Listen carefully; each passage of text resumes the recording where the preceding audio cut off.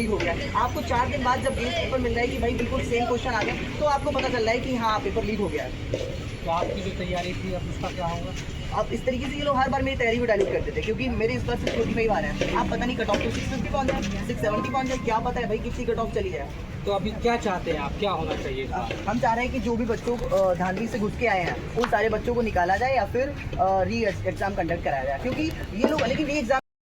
अब इंडिया इतना डिजिटल हो चुका है कि क्वेश्चन पेपर एग्जाम हॉल में सॉल्व होने से पहले टेलीग्राम और व्हाट्सएप ग्रुप पे सॉल्व होता है। पहले पेपर व्हाट्सएप पे सॉल्व हो रहा है, टेलीग्राम पे सॉल्व हो रहा है और डिजिटल कॉपी मिल रही है। देखो मेरे पास कॉपी भी है, ये सॉल्व हो के पेपर पहले ही मिल चुका था। सेम पेपर बच्चों के पास पहुंच चुका था। 140 क्वेश्चन निकाले उन्होंने ताकि शक भी ना हो कि पेपर लीक हुआ है।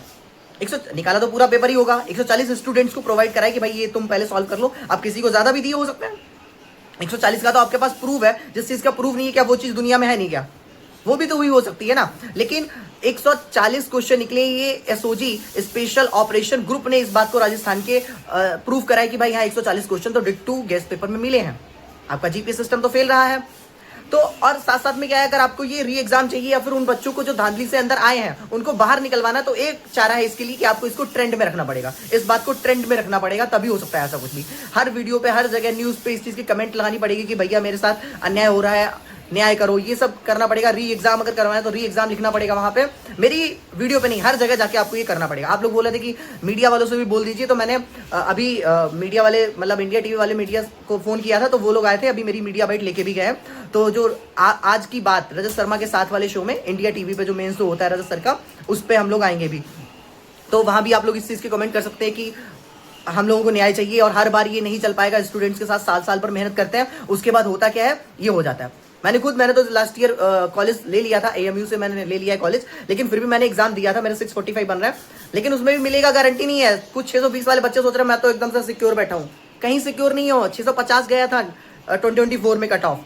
पेपर लीक होता है तो बहुत हाई इन्फ्लेशन आता है, तो वो कितना भी जा सकता है। और इसके अलावा जो टीचर वगैरह हैं वो क्या कर रहे हैं, यूट्यूब पे बस थंबनेल लगा दे रहे हैं री एग्जाम या फिर कुछ भी, और अपना कोर्स बेचने में लग गया। उन्होंने कहा मेरे को घंटा फर्क पड़ता है तुम्हारे इनसे, वो अपना कोर्स बेचने में लगे होंगे।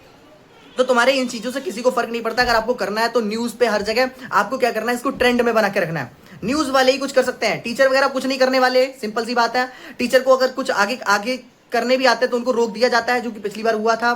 सबको रोका गया था, नितिन एनवी सर को, बीएम सर को, सबको रोका गया था कि आप ऐसा नहीं, बल्कि हमको तक कई कई बातें बोलने से रोकी गई थी, आप ऐसा नहीं बोल सकते हो।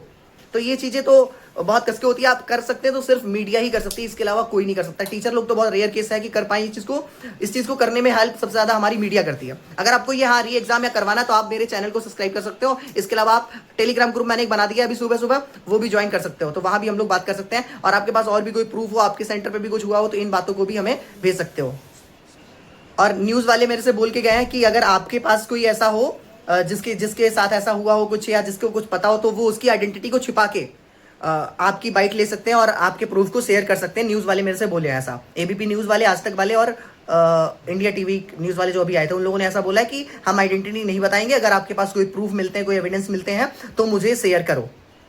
टेम्परेचर कंट्रोल में तो फिर यही कंट्रोल था क्या आपका? अगर आपका जीपीएस सिस्टम सही काम कर रहा था तो आपको तुरंत जानकारी मिलनी चाहिए थी ना उस चीज़ की पेपर लीक हो गया। आपको 4 दिन बाद जब गेस्ट पेपर मिल रहा है कि भाई बिल्कुल सेम क्वेश्चन आ गया, तो आपको पता चल रहा है कि हाँ पेपर लीक हो गया है। तो आपकी जो तैयारी थी अब उसका क्या होगा? अब इस तरीके से ये लोग हर बार मेरी तैयारी को डायल्यूट करते थे, क्योंकि मेरे इस बार सिर्फ 45 आ रहे हैं। आप पता नहीं कट ऑफ तो 650 पहुंच जाए, 670 पहुंच जाए, क्या पता है भाई कितनी कट ऑफ चली जाए। तो अभी क्या चाहते हैं आप, क्या होना चाहिए इस बार? हम चाह रहे हैं कि जो भी बच्चों धांधली से घुस के आए हैं उन सारे बच्चों को निकाला जाए या फिर री एग्जाम कंडक्ट कराया जाए, क्योंकि ये लोग लेकिन री एग्जाम भी अगर कराएंगे तो उसकी क्या गारंटी है कि ये लोग उसमें चीटिंग नहीं करने देंगे।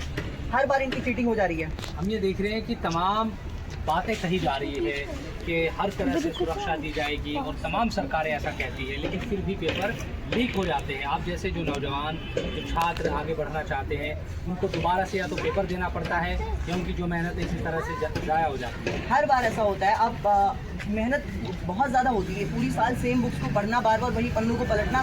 बुक्स फट गई हैं बिल्कुल, एकदम से पन्ने में जान नहीं बची है, इतनी पढ़ाई करी है। लेकिन फिर उसके बाद क्या होता है कि जिन बच्चों ने पढ़ाई नहीं करी उनको शाम को पेपर मिल गया, वो तो सुबह पेपर वैसा का वैसा चिपका के आ जाते हैं वहाँ पर। आपका नाम क्या है? दुष्यंत।